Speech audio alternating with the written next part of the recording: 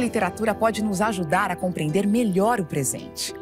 O escritor Ítalo Calvino enumera diversas razões em sua famosa obra Por que Ler os Clássicos?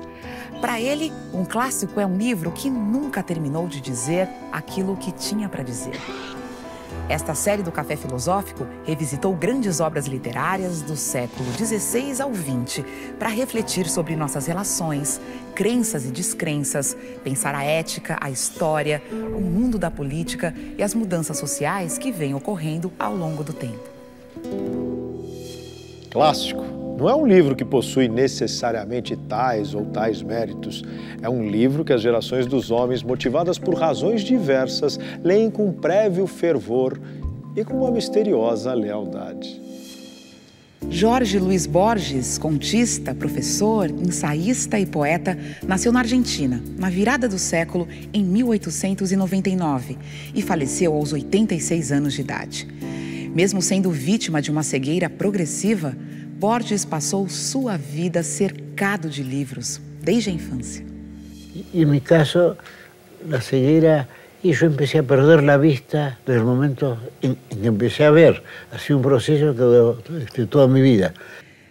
Desde muito cedo, Jorge Luiz Borges escreveu poemas e manifestos e já na década de 1920 publicou seus livros de poesia e de ensaios.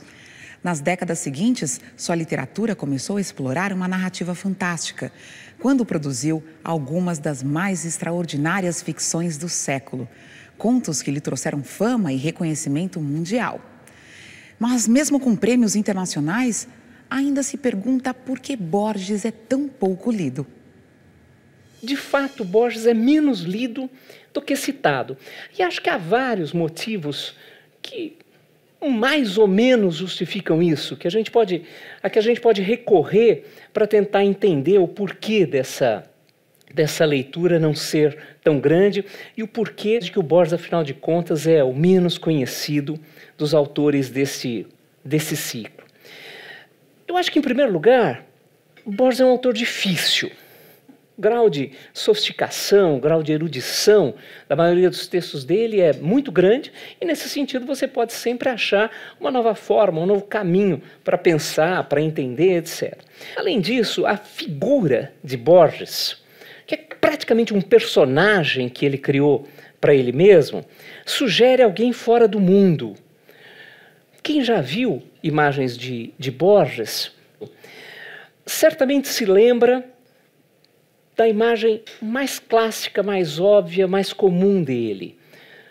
Bengala na mão, olhar perdido, do cego, o terno e a gravata, impecáveis terno e gravata. Mas são raríssimas as imagens de Borges em que ele não está de terno e gravata.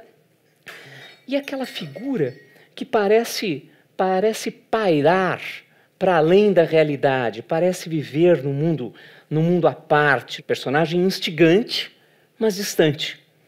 E o próprio Borges gostava de cultivar essa imagem de alguém alheio à realidade, alheio ao mundo. Em muitas entrevistas, principalmente da década de 60 em diante, ele falava do seu desinteresse pelo mundo real, citava geografias imaginárias, entidades fabulosas, animais imaginários, né? Uma zoologia fantástica, mundos ideais, etc. Ele gostava, por exemplo, de dizer que ele não conseguia compreender o mundo em que vivia porque ele era um homem do século XIX. E boa parte da crítica, dos estudos que se fizeram sobre a obra de Borges, principalmente entre os anos 50 e 80, reforçou a imagem do sujeito fora da realidade. Há um livro muito importante que chama Expressão da Irrealidade em Borges. E fez uma espécie de escola, não é? A autora é Ana Maria Barrenechea. Fez uma espécie de escola, influenciou bastante a crítica, que fez proliferarem as análises do seu universo como essencialmente imaginativo, esses universos míticos, fantásticos, fabulosos. Não criei personagens. Tudo o que escrevo é autobiográfico. Porém, não expresso minhas emoções diretamente, mas por meio de fábulas e símbolos. Nunca fiz confissões, mas cada página que escrevi teve origem em minha emoção. O próprio adjetivo borgiano sugere justamente essa dimensão fantástica. Remete ao onírico, remete a um mundo que não é um mundo como aquele em que nós vivemos. A imagem que quase sempre prevalece é a do escritor clássico, sensacional, absolutamente sensacional, mas muito distante de nós. Eu vim aqui hoje para dizer que não é assim. Eu vim também conversar com vocês, uma espécie de militância, para convencê-los a ler Borges. No próximo bloco. Porque me parece que uno debe vivir hacia el futuro, ¿no?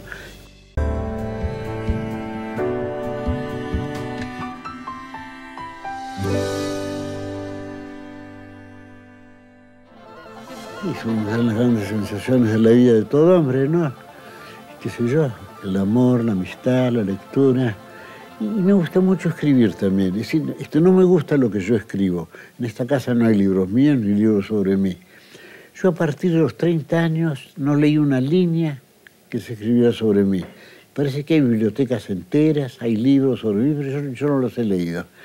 Porque me parece que uno debe vivir hacia el futuro, não? Poucos meses antes de morrer, Jorge Luiz Borges concedeu essa entrevista ao jornalista Roberto Dávila para o programa Conexão. Borges foi um homem que dedicou a sua vida à literatura. Ele renovou a linguagem da ficção e seus ensaios, crônicas e poemas expressam labirintos e espelhos da mente e do cotidiano, com mistério e magia. Sua obra se tornou um clássico da literatura.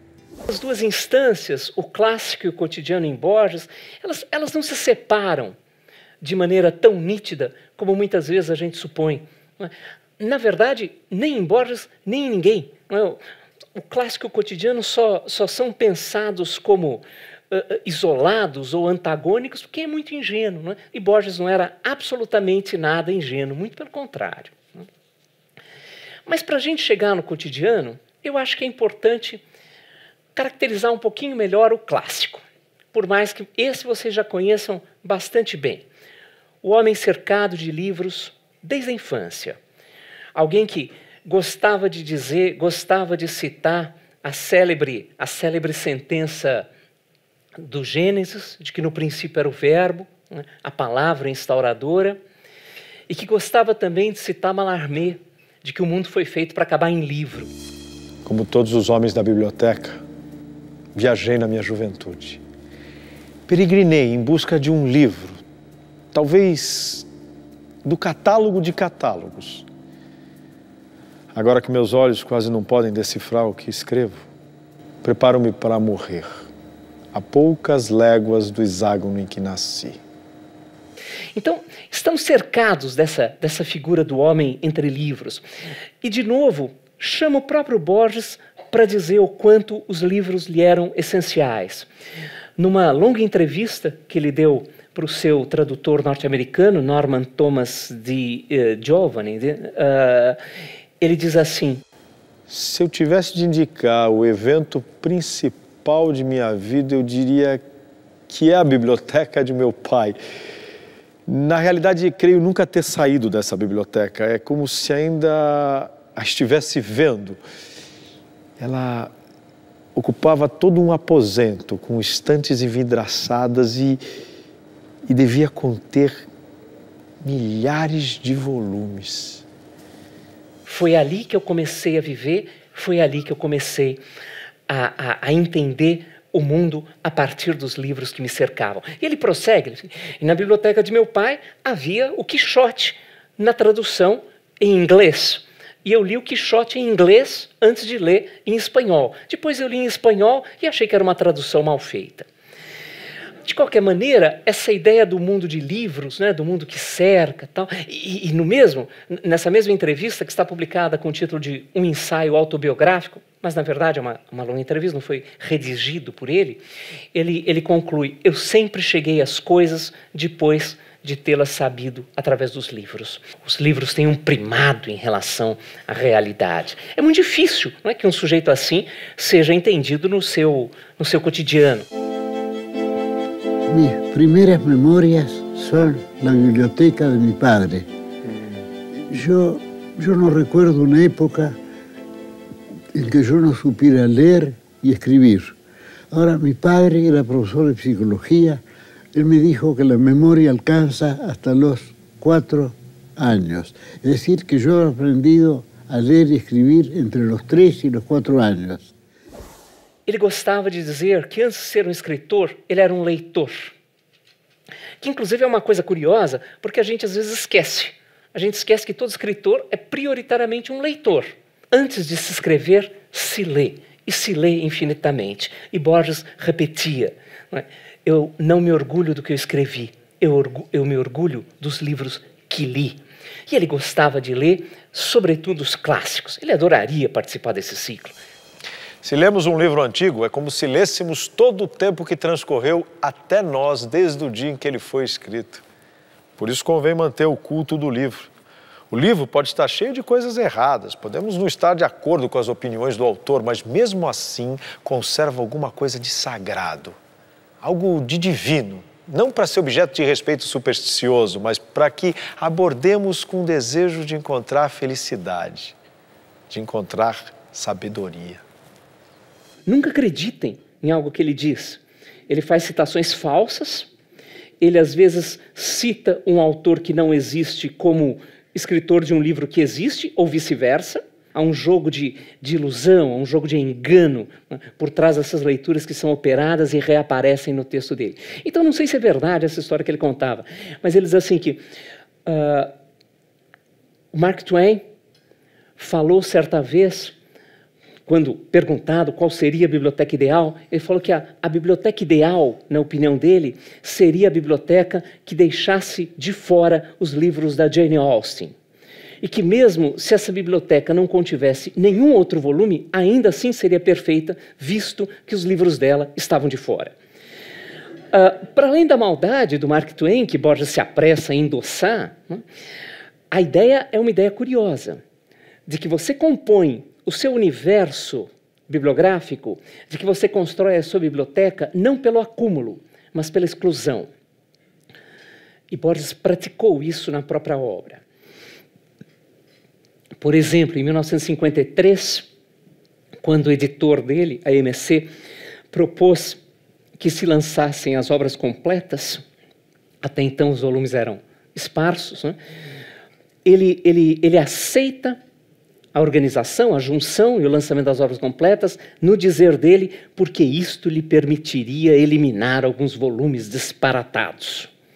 Em bom português, ele autorizou o lançamento das obras completas para torná-las incompletas, não é? Para excluir, para alterar de várias maneiras.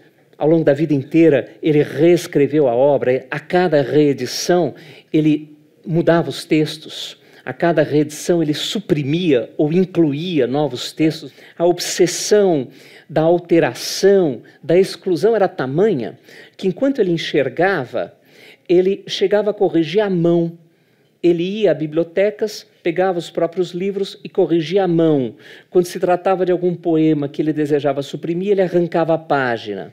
O mesmo em casa de amigos. Ou seja, um anseio, um esforço de controle sobre a obra, de ajuste, de reescritura, de exclusão, para torná-la cada vez mais precisa. Confío tranquilamente, ¿no? Lo que me pasa ahora. Tengo la memoria llena de versos en tantos idiomas y sigo escribiendo, escribiendo, es una metáfora, dictando. Y como paso buena parte de mi tiempo solo, ya que conozco muy poca gente, porque me da, uno se queda sin amigos, yo trato de poblar esa soledad con proyectos literarios. Estamos no universo de um homem clássico, de um homem que se concentra nos textos, que parece viver basicamente cercado por eles e voltado aos textos. Se a leitura vem antes da escrita, e no caso dele com tanta ênfase, o escritor, e a expressão é do próprio Borges, não é senão o amanuense do engenho alheio. Ele diz isso numa entrevista muito bonita. Assim, afinal de contas, o que é escrever? Escrever é você ser capaz de reunir textos alheios, articulá-los, condensá-los, resituá-los, adaptá-los e fazer uma versão a mais colocar uma frase a mais. Tanto que, parênteses, pelo amor de Deus, não vão praticar isso na vida porque isso dá processo, mas ele em nenhum momento questionou qualquer plágio. Ele dizia que o plágio é uma forma de homenagem. Né? Que alguém que plagia o outro é porque está, na verdade, homenageando. Gostou tanto do texto que quis que fosse dele. Né? Isso é muito comum na academia.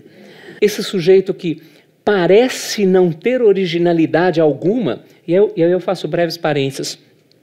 É engraçado porque Borges passou a vida negando a originalidade. Que escrever, na verdade, é reunir tal. E construiu, entre outras coisas, um dos sistemas metafóricos mais originais que nós tivemos no século XX. Parênteses fechados.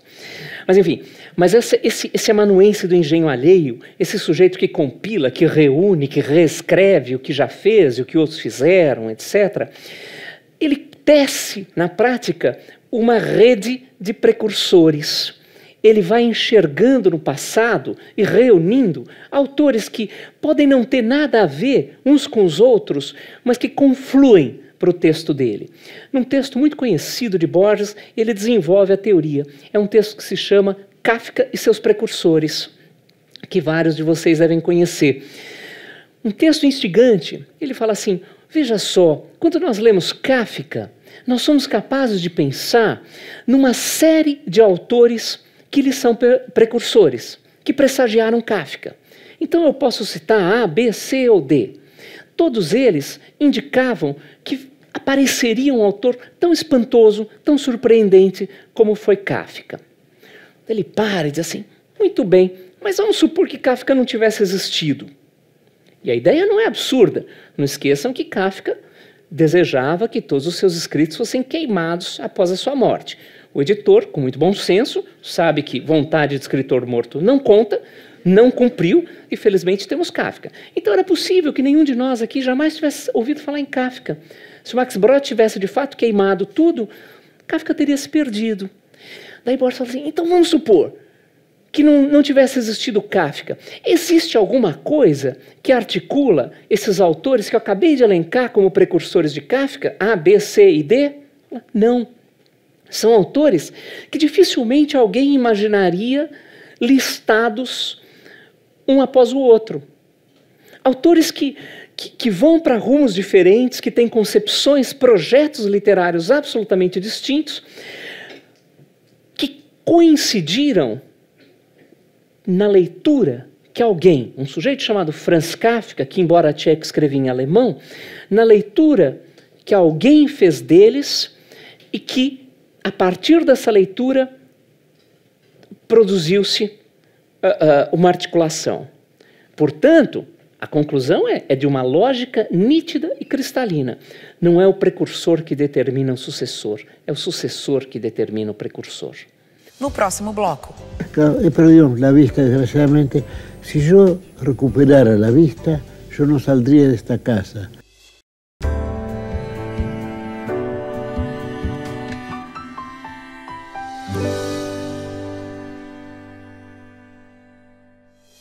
Ficções reúne contos e narrativas de Borges publicados na década de 1940. Como foi dito na apresentação da sua obra? Nesses textos, o leitor se defronta com um narrador inquisitivo que expõe, com elegância e economia de meios, de forma paradoxal e lapidar, suas conjunturas e perplexidades sobre o universo. Os enredos são como múltiplos labirintos e se desdobram num jogo infindável de espelhos, especulações e hipóteses. Chamam a atenção a frase enxuta, o poder de síntese e o rigor da construção, que tem algo da poesia e outro tanto da prosa filosófica, sem nunca perder o humor desconcertante. Talvez o texto de Borges mais conhecido e mais citado, que pertence justamente a Ficções, esse livro de 1944, que muitos consideram o principal de Borges. Um texto que se chama Pierre Menard, autor do Quixote. É um texto que trata de um autor francês, Pierre Menard, que resolveu reescrever o Quixote. Ele não queria escrever um livro semelhante ao Quixote. Ele não queria pegar o mote do Quixote e desenvolvê-lo. Ele queria escrever o Quixote, linha a linha, palavra a palavra. E o ensaio falso, naturalmente, assim como o escritor Pierre Menard é o falso, e o ensaio de Borges, Pierre Menard, autor do Quixote, é um cotejamento entre o texto de Cervantes, o Quixote de Cervantes, e o Quixote de Pierre Menard. Então ele cita, por exemplo, o trecho do Quixote em que se fala da história, mãe da verdade, e fala assim, bem, o que é em Cervantes apresentar a história como mãe da verdade? É fazer um elogio retórico da história. E o que é em Menard? Ele cita exatamente o mesmo trecho, porque Menard queria reescrever o Quixote, então era igualzinho. História, mãe da verdade. O que significa um autor do século XX, como Pierre Menard, falar história, mãe da verdade? Há um distanciamento irônico, há um balizamento. Ninguém no século XX vai supor que a história seja a mãe da verdade. Então, se ele está falando que a história é a mãe da verdade, é porque ele está problematizando a verdade que os historiadores professam. E daí ele conclui facilmente. O Quixote do Pierre Menard é muito superior ao Quixote do Cervantes. O jogo é sempre o mesmo. É você pensar um texto não apenas pelo que ele tem lá impresso no livro, pronto, supostamente fixo, mas sim pensar o texto nas múltiplas leituras que se fazem dele, que permitem a sua atualização, que permitem a sua ressituação, que permitem que ele seja colocado num outro contexto cognitivo e nesse novo contexto cognitivo ele possa ser entendido de outras maneiras. É por isso que um dos grandes estudiosos de Borges, talvez o maior de todos, o crítico literário uruguaio Emir Rodrigues Monegal, disse que Borges construiu uma poética da leitura, um laboratório de texto que depende sempre e essencialmente das leituras que antecedem e das leituras que ele manobra, que ele maneja, que ele opera. Ninguém rebaixe a lágrima ou rejeite essa declaração da maestria. De Deus, que com magnífica ironia deu-me a um só tempo os livros e a noite. Da cidade de livros, tornou donos estes olhos sem luz que só concedem ler entre as bibliotecas dos sonhos insensatos parágrafos que cedem. Eu que sempre imaginei que o paraíso fosse uma espécie de biblioteca. He perdido la vista, desgraciadamente. Si yo recuperara la vista, yo no saldría de esta casa. Yo me quedaría leyendo los muchos libros que están aquí, tan cerca y tan lejos de mí. Ou seja, a imagem do homem cercado de livros. Como não supor que um sujeito que escreve o que escreve, cuja obra é movida por esse trabalho de reescritura, amanuense do engenho alheio, que circula e repete que ama viver essencialmente entre livros, como supor que um sujeito desse não esteja alheio, absolutamente alienado em relação ao mundo que o rodeia? Eu quero buscar agora o outro Borges. O Borges que de alguma maneira se associa, se vincula ao cotidiano. Lembremos, por exemplo, do Borges que na década de 20, portanto na sua juventude, participou ativamente das vanguardas. Da vanguarda espanhola, porque ele viveu entre 14 e 21 na Europa. Ele chega a publicar um livro, é algo pouco conhecido, inclusive porque ele nunca permitiu a reedição desse livro, e ele chegava a dizer diretamente que ele nunca tinha escrito, mas ele escreveu. E em 1919 ele publicou um livro chamado Ritmos Vermelhos, ou Salmos Vermelhos. É um livro, é espantoso, para quem já leu Borges é espantoso imaginar isso, mas é um livro com forte influência futurista, depois ele despreza o futurismo, com forte influência futurista, falando de máquinas, de guerras, tem poemas sobre as trincheiras da Guerra Mundial. Ele volta à Argentina em 21, e imediatamente se engaja naquelas aventuras das vanguardas, que ao mesmo tempo que tinha um projeto ruptural, um projeto transformador do ponto de vista estético, eram também marcadas por um repertório muito grande de ideologias políticas. Aqui na América Latina, Brasil incluso, lógico, aqui na América Latina o vanguardismo inevitavelmente dialogou com a ideologização política, o que nem sempre ocorre na experiência europeia.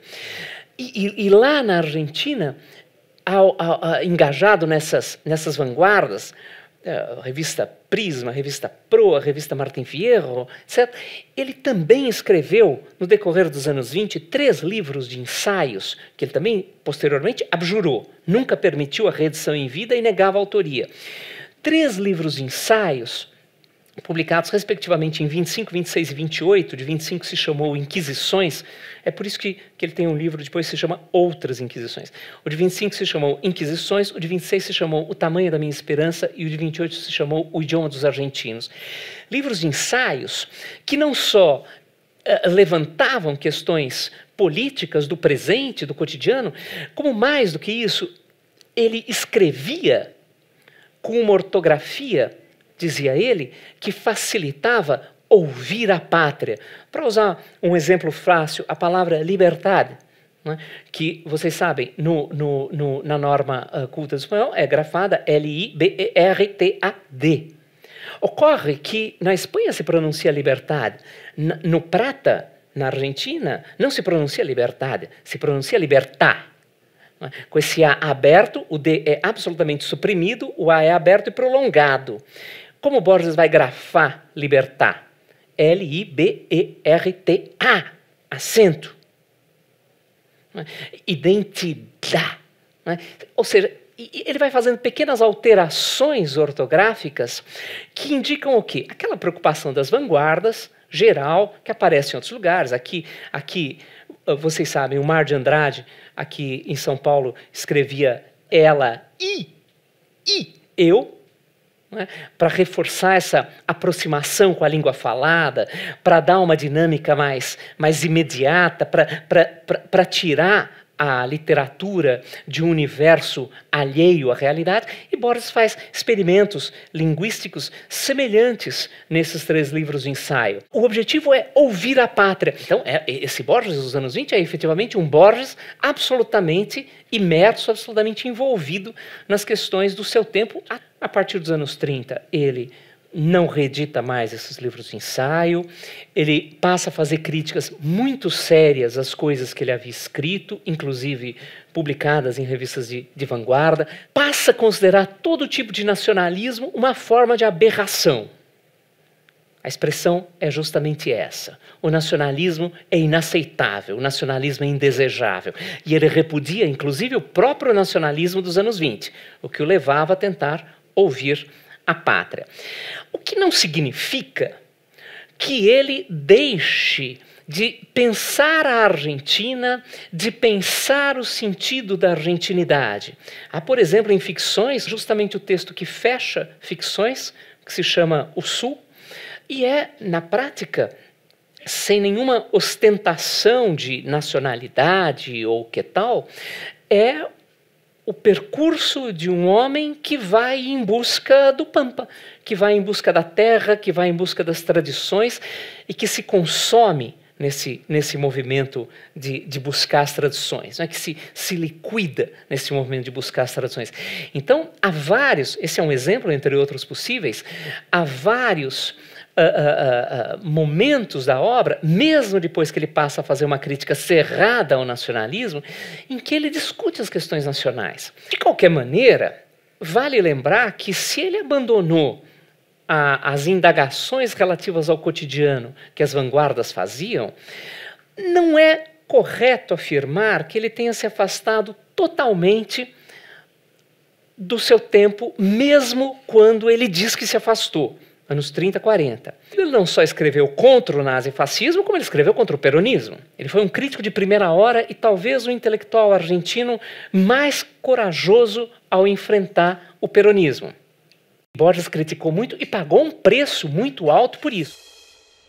Juan Perón e sua mulher Evita fundaram na Argentina o movimento político que ficou conhecido como peronismo. Com características paternalistas e nacionalistas, com forte impacto popular e, ao mesmo tempo, repressor, que mantinha a oposição dominada. Foi um período tumultuado da Argentina, com sucessivas crises econômicas e políticas. Eu falei e escrevi contra Perón. Minha madre estuvo presa. Mi hermana estuvo presa, un sobrino mío estuvo preso. A mí me amenazaron de muerte, pero yo sabía que se alguém me ameaça de morte, não corre ningún peligro. Quando Perón chegou à presidência, em 46, ele tinha um cargo numa biblioteca pequena do sul de Buenos Aires. Por um decreto oficial, ele foi transferido desse cargo. Ele já era, nessa altura, vale dizer, um escritor bastante respeitado dentro da Argentina. Ele foi transferido desse cargo, nessa biblioteca do sul de Buenos Aires, para o posto de inspetor de coelhos e galináceos nos mercados públicos. Mas é de uma vulgaridade que só na verdade, os tiranos são capazes, né? Mas ele continuou se opondo ao peronismo. E há uma conferência de 1953 que não só revela esse Borges voltado para as questões do seu tempo, para o cotidiano da Argentina sob Perón, Perón nessa altura do campeonato já estava no seu segundo mandato, como revela essa relação complexa que ele tem agora, década de 40, década de 50, com a questão da nacionalidade e com os empenhos nacionalistas.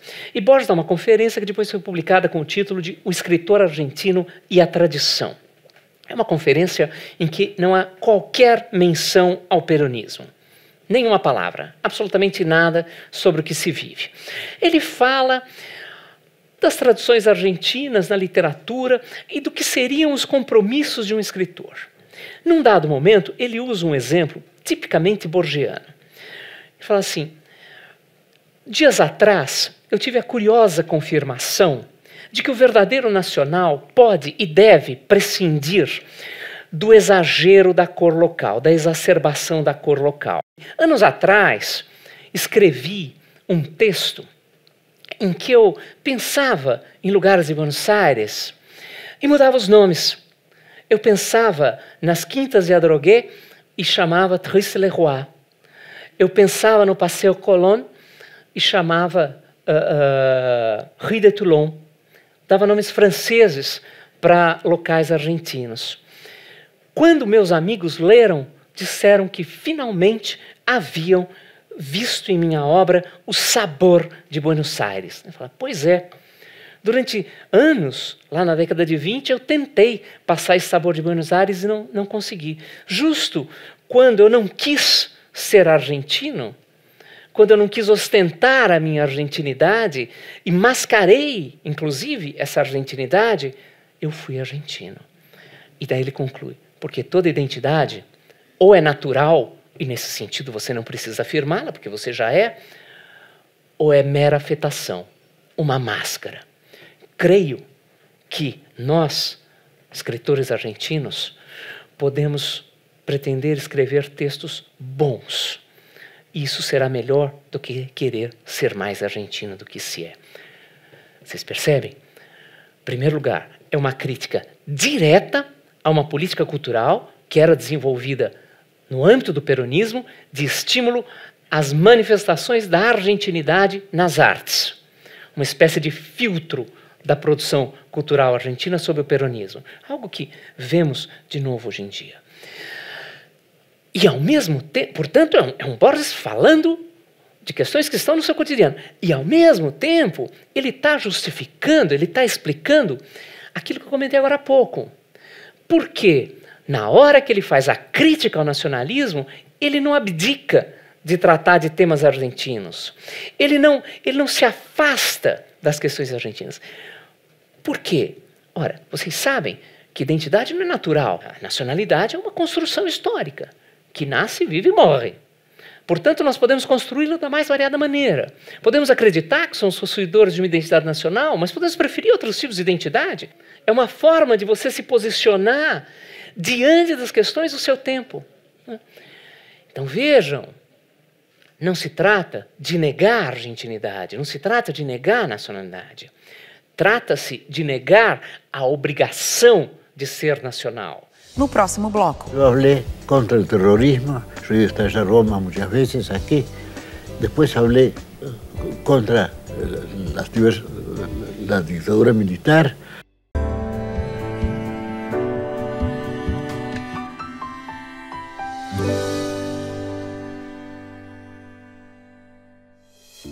Jorge Luiz Borges não se considerava genial e dizia nem gostar do que escrevia. Mas, sem dúvida, ele deixa um enorme e valioso legado. Sua obra foi traduzida para mais de 25 idiomas e levada ao cinema e à televisão. Com seu espírito universal, originalidade de sua ficção, beleza de sua poesia e prosa, Borges consegue penetrar pelos misteriosos labirintos de nossa mente e de nosso tempo. Contra o terrorismo, eu he estado en Roma muchas veces aquí. Después hablé contra la dictadura militar, contra la invasión de las Malvinas. Sí, desde luego escribí dos poemas en contra de esa guerra y una milonga, que es música popular, fue proibida por el gobierno, naturalmente. Essa presença das questões do seu tempo na sua obra é notável. É lógico que depois de 1955, Borges se afastou mais da política por vários motivos. Perón foi derrubado, né? E ele dizia que a sua obrigação política era criticar o peronismo. Sem o Perón nascer na Argentina, ele voltaria anos depois, mas enfim, ele se afasta das questões políticas. Além disso, ele se torna definitivamente cego, né? A doença progressiva o atinge irreversivelmente em 55 e ele nunca foi totalmente cego, ele via contraste de luz e sombra, mas de qualquer maneira ele não enxergava mais, não lia mais, etc. Boa parte da relação dele com o cotidiano foi mediada pela mãe, que o acompanhou até o final dos anos 60, a dona Leonora Acevedo viveu 99 anos, e que era uma pessoa muito conservadora politicamente, e que acaba influenciando bastante o olhar político de Borges a partir de 55. É também quando ele se torna diretor da Biblioteca Nacional de Buenos Aires e é o momento em que a sua consagração internacional vai se desenhando de forma mais nítida. Em 61 ele ganha o Prêmio Fomentor, que vocês sabem é o segundo maior prêmio literário do mundo, só menos prestigiado que o Prêmio Nobel, naturalmente. Ele divide o Fomentor de 61 com Samuel Beckett. Quando ele fala de política, ou é pelo filtro conservador, ou é pela brincadeira de velhinho terrível. Declarações terríveis dos anos 70, né, em que ele defendeu Pinochet, porque disse que era um homem elegante. Pinochet foi muito gentil com ele, não, mas isso não justifica nada, né? É esse velhinho terrível que vai o lançando no Index Librorum Prohibitorum das esquerdas latino-americanas, que fazem com que a crítica passe a vê-lo com restrições, que se constrói um pouco a figura do escritor genial e do homem 100% alienado, que quando falava do mundo real só falava bobagem, o que é falso, né? Inclusive porque ele chega depois a rever essas posições, ele critica depois o militarismo argentino. Maria Kodama aproxima das mães da Praça de Maio e ele percebe, ele rejeita as coisas que ele disse, ele faz. Na época da Guerra das Malvinas, abril-junho de 1982, ele é extraordinariamente crítico em relação a aquele engajamento, aquele nacionalismo obrigatório. Lhes foi escolhido, por acaso, uma época estranha. O planeta havia sido parcelado em diferentes países, cada um pleno de lealdades, de queridas memórias, de um passado sem dúvida heróico, de direitos, injustiças, agravos, de uma mitologia peculiar, de ilustres heróis de bronze, de aniversários, de demagogos, de símbolos. Essa arbitrária divisão, cara aos cartógrafos, profetizava, patrocinava, era favorável às guerras.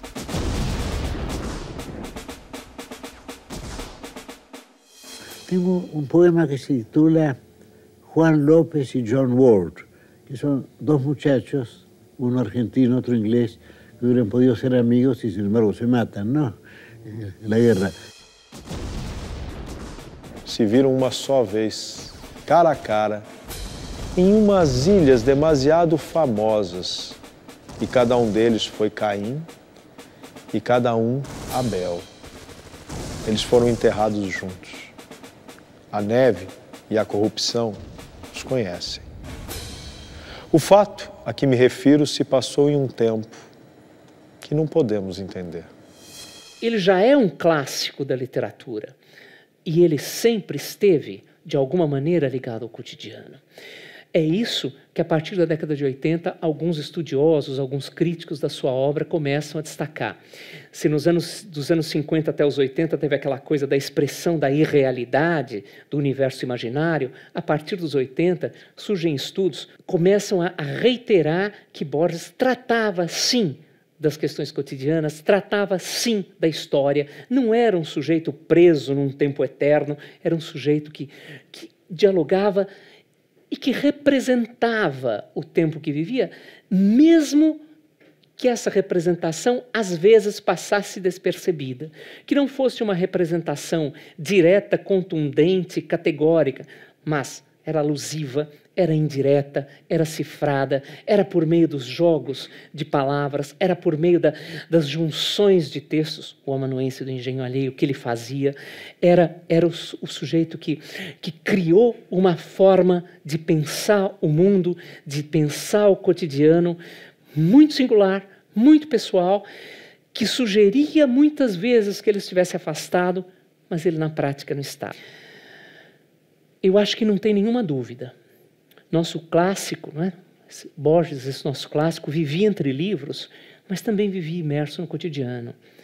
Os labirintos que povoam a sua obra não são só os labirintos imaginários, não é só uma menção à história do Minotauro, são também labirintos reais, não é? Labirintos cotidianos, como aqueles que vocês, eu, que todos nós vivemos. Borges também os vivia. Eu gostaria de reforçar um pouco esse lugar em que você encerra e brincar com alguns títulos, de contos principalmente, né? Se os livros são de areia, se a Biblioteca de Babel, né? Se a memória pode ser limitadora.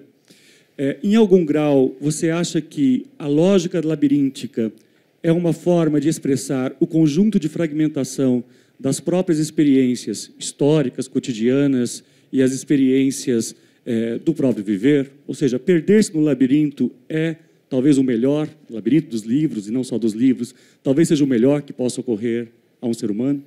Eu não sei se Borges subscreveria essa resposta, mas sim.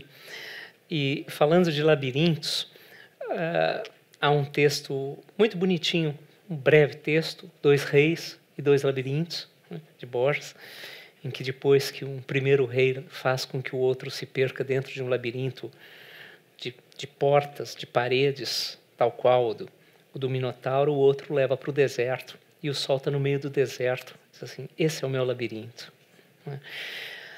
A história, o enredo desse breve conto, ele ilustra, acho que justamente o que você interpretava.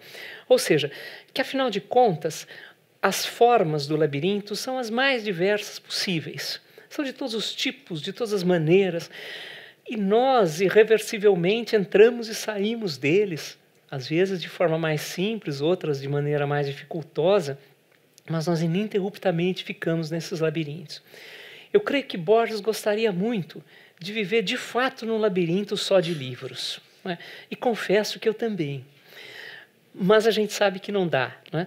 Então, para viver as experiências de maneira mais plena, né, mais vertiginosa, reconhecer que os labirintos são múltiplos e que é preciso lidar com eles.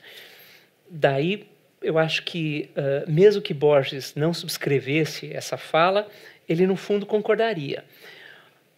Homens fragmentados que nós somos, né, homens e pedaços de homens, né, que nós somos, de humanos, né, a gente não pode falar só homens, que parece sexismo, né, humanos que nós somos, é quase irreversível a um autor do século XX, mesmo que diga ser do século XIX, pensar no humano como fragmentado e, portanto, irreversivelmente labiríntico. Não considero mais a felicidade inatingível, como eu acreditava tempos atrás. Agora eu sei que pode acontecer a qualquer momento, mas nunca se deve procurá-la. Quanto ao fracasso e à fama, parecem-me totalmente irrelevantes e não me preocupam. Agora, o que eu procuro é a paz, o prazer do pensamento e da amizade. E ainda que pareça demasiado ambicioso, a sensação de amar e ser amado. Bueno, cuando uno es joven uno quiere ser el príncipe Hamlet, o Byron, o Edgar Allan Poe, o Baudelaire, o quelqu'un. Pero ahora no, ahora busco la serenidad y la encuentro. Talvez me enganem a velhice e o temor, mas suspeito que a espécie humana, a única, está por extinguir-se e que a biblioteca perdurará. Iluminada, solitária, infinita, perfeitamente imóvel, armada de volumes preciosos, inútil, incorruptível, secreta. O Café Filosófico de hoje fica por aqui. E tem mais no site da CPFL Cultura. Eu conheci muitas pessoas que diziam que não liam Borges porque ele era de direita.